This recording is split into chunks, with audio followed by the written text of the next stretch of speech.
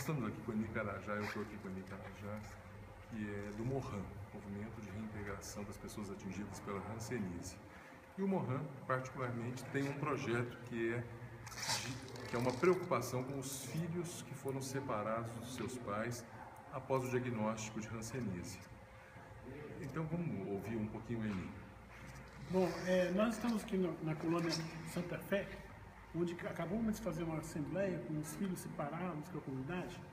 E nessa assembleia a gente fez uma avaliação de como andam as discussões lá no Congresso Nacional, lá na Presidência da República, para um projeto de lei de iniciativa do Executivo que repare as atrocidades cometidas contra os filhos das pessoas atingidas pela hanseníase no Brasil. Estima-se quantos mais ou menos? Nós estamos estimando hoje, entre as pessoas que foram submetidas, isoladas, né, em preventórios, educandários, creches, pupileiras e famílias substitutas.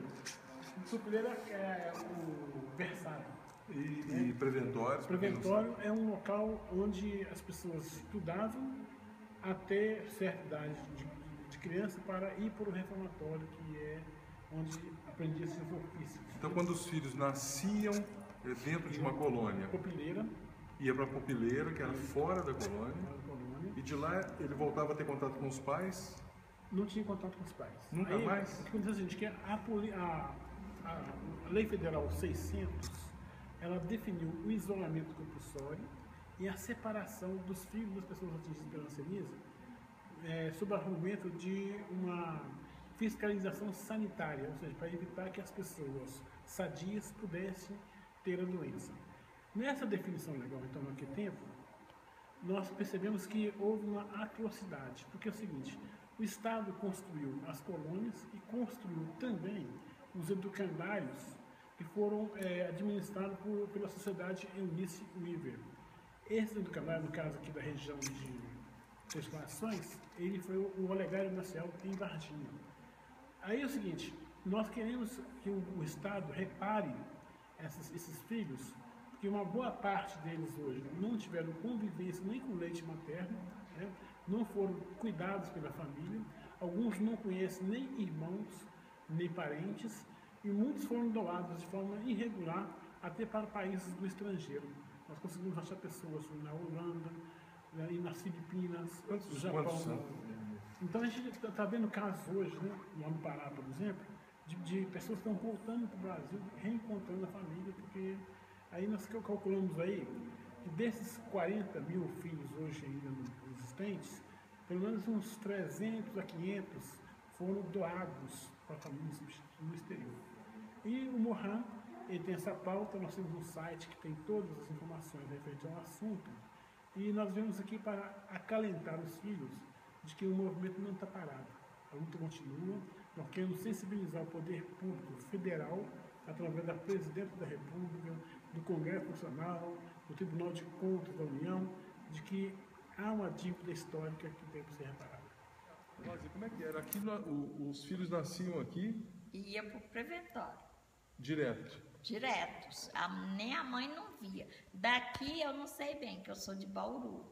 Eu tive meu filho em Bauru, foi para a creche, e eu invadi a creche para tirar meu filho e eu fui presa. Ó. Mas eu consegui tirar meu filho ainda com 1 ano de idade. Mas agora, logo depois que ele nasceu, ele já foi para a creche? Já tirava da gente, você nem via o filho. Muitas lá tinham filho e falava, você nunca vai ver o teu filho. Eu falava, o meu eu vou. E eu fugi. E fui até lá e invadi a creche. Aí quando eu saí já tinha uma ambulância do hospital que me levou. Aí eu fui presa. Aí quando eu saí, eu ia todo dia na porta da creche, eu fazia barraco. Aí não aguentaram e me deram meu filho, para mim me virar. E você? Aí o que eu fiz? O primeiro homem que apareceu na frente, eu pedi em casamento e fui criar meu filho. E criei em Santa Isabel. Foi aonde eu pensei em Enir Carajá também. Aí eu trabalhei lá 10 anos, né? Aí depois ninguém me segurou mais. Nós estamos aqui também. Com a Roslene. Bom, meu nome é Roslene, sou filha de doente, graças a Deus eu tenho muito orgulho disso. Nasci aqui na Colônia Santa Fé, né? E saiu também para o preventório? Fui direto para o preventório. A minha mãe contou que fez o meu batizado muito rápido, aí depois eu fui direto para lá. Fiquei lá mais ou menos uns 4 anos, né? Que a minha mãe e meu pai construíram a minha casa aqui no Boaventura para sair da colônia, para me tirar de lá. E assim... Mas até os 4 anos você tinha contato com eles? Tinha direto. A minha mãe pagava uma menina lá para cuidar de mim, porque naquela época a criança desaparecia, que nem o Eni falou, que naquela época as crianças desapareciam, davam por sumida, ou dava como morta, arrumava atestado de óbito, tudo tal, e mal sabia que essas crianças eram vendidas ou doadas, não sei como é que era. Aí o meu pai construiu minha casa ali no Boaventura, né, rápido, e com 3, 4 anos o meu pai foi me buscar lá no preventório. E naquela época era uma burocracia danada para tirar as crianças de lá, só que o que aconteceu? A diretora lá deu um papel pequeno para o meu pai assinar, né, porque uma semana depois o meu irmão tinha morrido lá. Ele bebeu veneno, deixaram a porta do depósito aberta, ele bebeu veneno e morreu. E com uma semana depois, meu pai foi me buscar, né? E aí, graças a Deus, hoje eu voltei para a colônia, né? Tenho muito orgulho disso. Graças a Deus, eu falo para todo mundo que eu tenho o maior orgulho de ser filha de doente. Porque se não fosse ele, eu não estaria aqui hoje.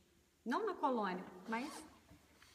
né? Na vida, no mundo. Eu não sou filha de doente, eu sou doente. Eu sou ex-doente. Uhum.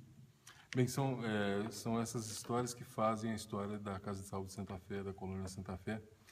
E o que a gente conclui disso é que da importância desse trabalho do Mohan pela inclusão social, pelo resgate da cidadania, pelo resgate dos direitos, a importância que existe e a importância de existirem pessoas que lutam pelos direitos e pela inclusão social dentro da nossa sociedade.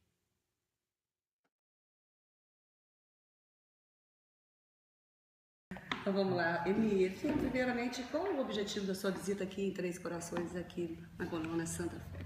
Bom, eu sou membro da Coordenação Nacional do Movimento de Reintegração das Pessoas Atingidas pela Hanseníase.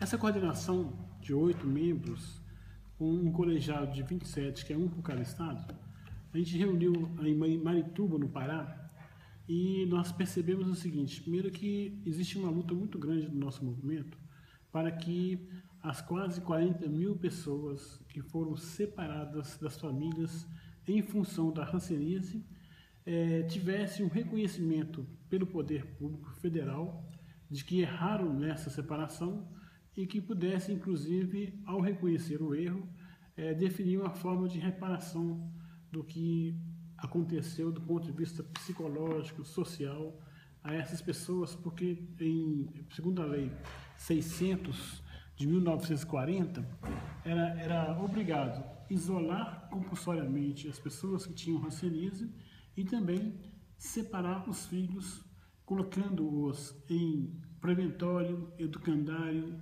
creches, pupileira e também em família substituta. Nós temos histórias de pessoas que foram doadas para vários países em função da hanseníase.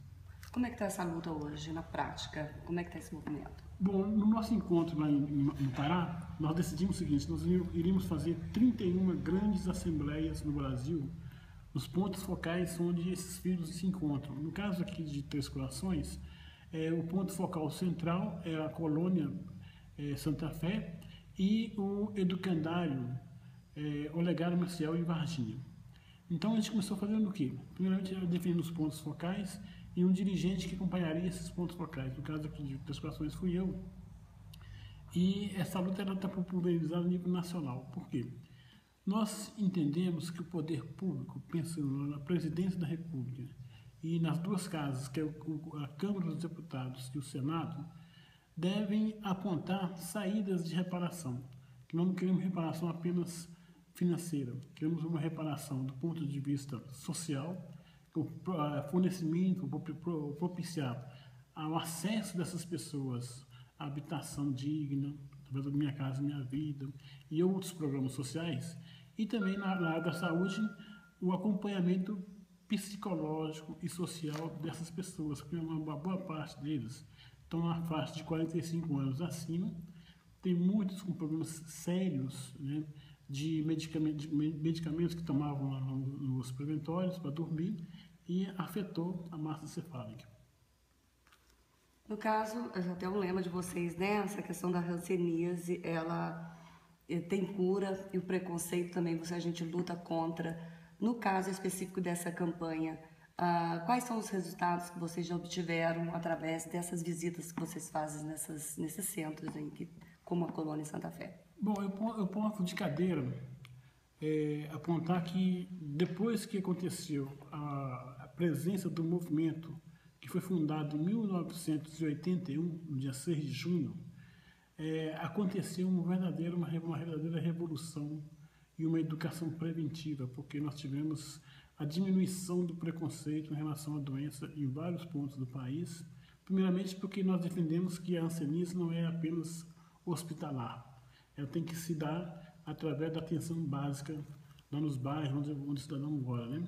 Depois, é o seguinte, nós fizemos muitas campanhas de televisão para diagnóstico precoce e também conseguimos levantar vários shows, atividades, voluntários. Nós temos hoje no Morran o Ney Mato Grosso, que é um grande voluntário do movimento, o Ney La Torraca, a Priscila Fantini, nós temos a Solange Couto, a Elke Maravilha e outros, né, que se somaram a essa luta voluntariamente para a gente conseguir mostrar para a população que a hanseníase é uma doença simples, curável. O que é difícil de curar é o preconceito. Nós achamos que o preconceito também tem como curar. Lá em Betim, por exemplo, a gente realiza um concerto contra o preconceito, onde a gente faz shows para abrir a colônia para a sociedade. No caso desse movimento que o senhor está levando aí durante essas palestras que o senhor apresenta nessas casas, no caso aqui da colônia, qual foi a repercussão e o recebimento das pessoas em função desse movimento? Há novas pessoas que queiram participar e entrar nesse movimento a fim de rever essa situação, não no caso específico financeiramente, mas na questão moral e social? Bom, nós conseguimos o seguinte, em cada ponto focal que a gente vai, no caso aqui de transformações, nós estamos elegendo 3 pessoas representando essa preventório e colônia, né, da região, para que eles possam somar-se ao Morran Virtual, que é um grupo que vai estar interagindo com o WhatsApp, com o Facebook e outras ferramentas, relampagamente, para atualizar informações, porque o que acontece é que a comunicação não tem chegado às pessoas. Então, é um processo que nós fizemos, né? E esses 3 que foram escolhidos vão estar conosco em agosto no Encontro Nacional de Filhos, com as autoridades. Nós queremos colocar presente nesse encontro a presidenta Dilma, o ex-presidente Lula, Gilberto Carvalho, que foi o ministro da Dilma, que nos ajudou muito, a Ideli Selvati, que é da ministra dos Direitos Humanos, né? E outras autoridades, para fazer um diálogo direto com os filhos, porque somente o executivo pode fazer um projeto de lei de iniciativa financeira.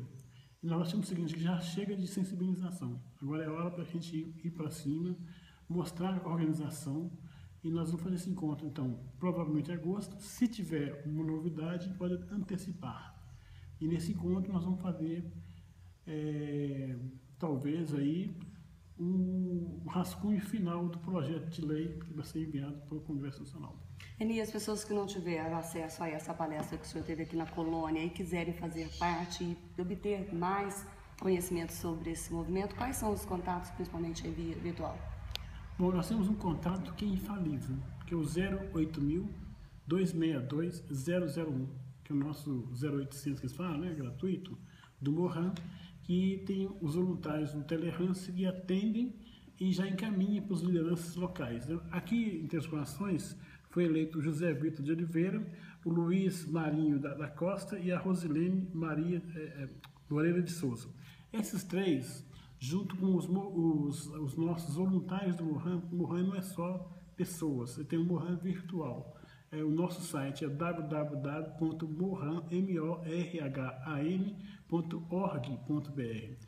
Lá a pessoa abre o site, ele pode se tornar voluntário na hora do movimento, ele cadastra e tem lá uma ficha que ele vai ser parte do movimento, mesmo que ele não tenha tempo de ir nas reuniões do Morhan, ele vai estar interagindo conosco nas redes sociais e também fortalecendo. Mas então, Eli, justamente essas dificuldades que as famílias enfrentavam, por que esses filhos eram tirados dos pais quando eram diagnosticados com hanseníase? Bom, se a gente for analisar a história, desde 1790, quando se criou o primeiro hospital colônia no Brasil, que é o Dom Pedro II no Rio de Janeiro, nós tivemos a expansão, a partir de 1920, dos hospitais colônias no Brasil. São 33 antigos hospitais, que hoje, uma boa parte, estão desativados do ponto de vista de sua origem, né? E nesses hospitais ficavam internados compulsoriamente todas as pessoas que tinham hanseníase ou suspeita de alguma doença de pele. Então, pênfigo, vitiligo, fogo selvagem, psoríase, etc. Tudo era confundido como hanseníase e vinha para as colônias através de um processo de busca ativa. E era uma polícia sanitária. As colônias, geralmente, elas funcionam 7 km do centro urbano, no caso aqui, Três Corações, tem uma linha férrea, onde vinha o pessoal de trem, né? E tem o rio. O rio, porque é o seguinte, as pessoas que eram submetidas ao isolamento compulsório, elas tinham que morrer ali. Então, a hanseníase, ela gosta da parte fria do corpo. Então, quanto mais frio, menos paciente teria. Muita gente morreu.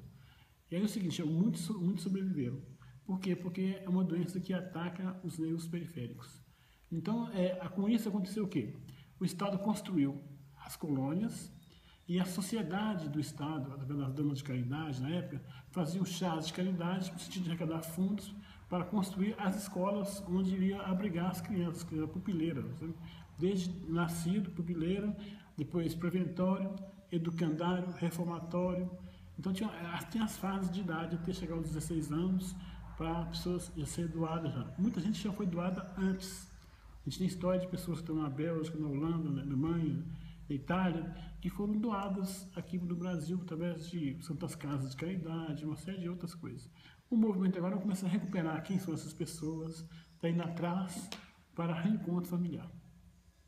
O que o senhor está querendo dizer para a gente é que hoje, graças a Deus, não acontece isso. Mas as famílias ainda vivem esse drama de terem ficado aí afastados dos filhos, o que tenha causado, de repente, uma questão psicológica, emocional. É esse resgate que o movimento tenta fazer com que possa suprir, de alguma forma, esse vazio que ficou nas famílias.